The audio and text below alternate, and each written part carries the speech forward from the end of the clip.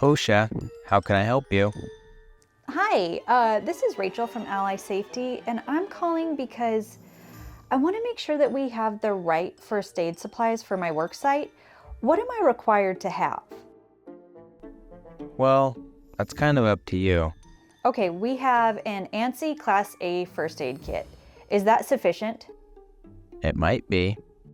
All right. How often are we supposed to inspect that? Oh, I'd say regularly.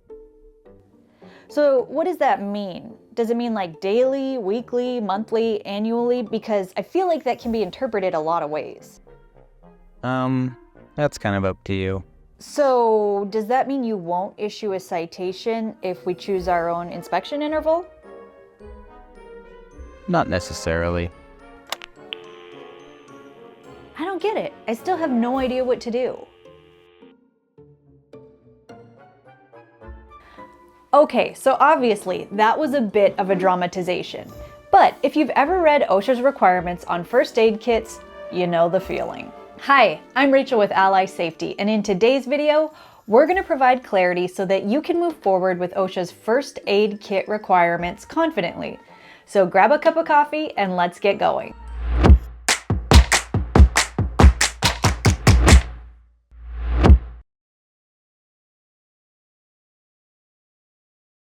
Before we dive in, I'd like to thank the sponsor of today's video, Thompson Safety. Thompson Safety is one of the fastest growing full-service safety companies in North America, supplying on-site first aid, fire protection, AED, eyewash, and safety services.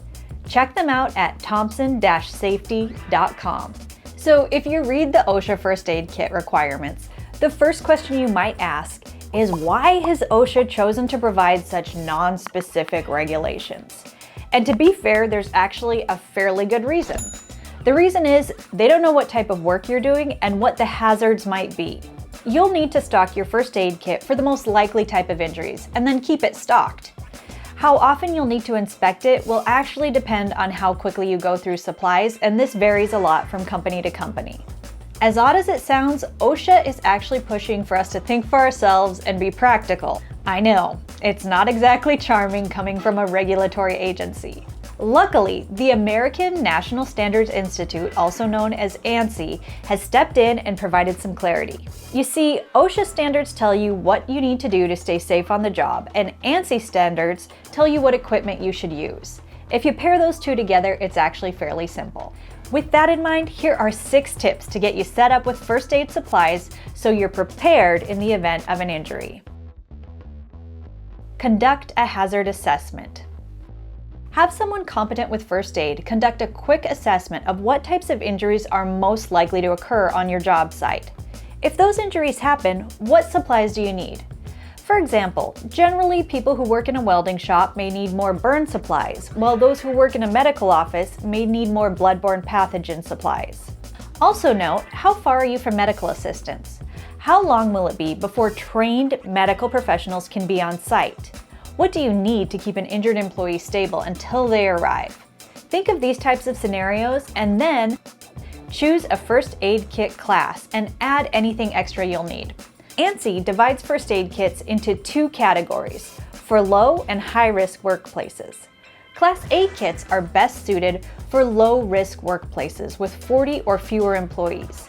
They're designed to deal with the most common workplace injuries like minor cuts, abrasions, and the occasional strain or sprain.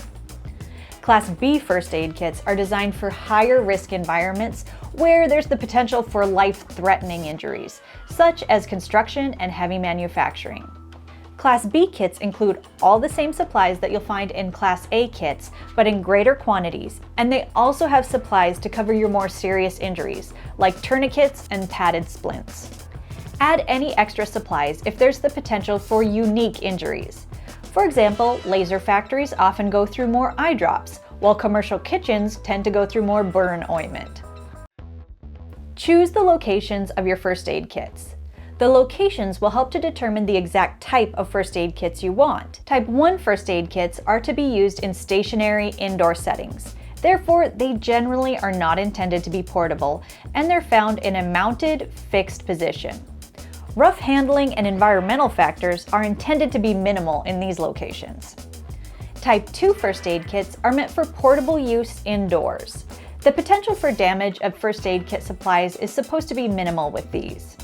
Type 3 first aid kits are meant for portable use in mobile, indoor, and/or outdoor settings.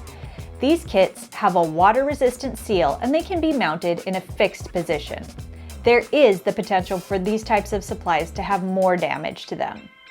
Type 4 first aid kits are intended for portable use in mobile industries and/or outdoor settings. Potential damage to kit supplies is significant in this case due to environmental factors and rough handling. These kits have a means to be mounted, but because of their risky environments, Type 4 kits need to meet the performance guidelines for corrosion, moisture, and impact resistance laid out in ANSI standards. Next, choose how many first aid kits you need. Again, this is one of the things OSHA doesn't specify, but it's actually pretty easy. For example, we know Class A first aid kits are designed for facilities with 40 or fewer employees. Personally, I actually prefer to follow Washington State's labor and industry requirements. They say you need to have one first aid kit for every 15 employees. In my experience, I've always found that to be a good number to keep workplaces stocked. Next, install the first aid kits. When mounting the first aid kits, do the following. Make sure that first aid supplies are easily accessible to all employees. Stored in containers that protect them from damage, deterioration, or contamination. After all, you want the supplies to be in good shape when you need to use them. The containers must be clearly marked, not locked, and may be sealed. They also have to be able to be moved to the location of an injured or seriously ill worker when needed. Obviously, the whole point is to get them where they're needed. Next, set up an inspection schedule and assign someone to be in charge of first aid kit inspections. For the vast majority of employers, monthly inspections actually work great. If you're going through supplies so fast that you need to restock it on a bi-weekly or weekly basis, definitely inspect them and restock them that often, but that's also a case where you probably need to ask yourself, what is going on that is causing all the minor injuries? And do we have enough first aid kits? Then take the steps that you need to improve the conditions. I hope that helps you to find the best first aid kit solutions for you and your workplace. As always, take care and stay safe.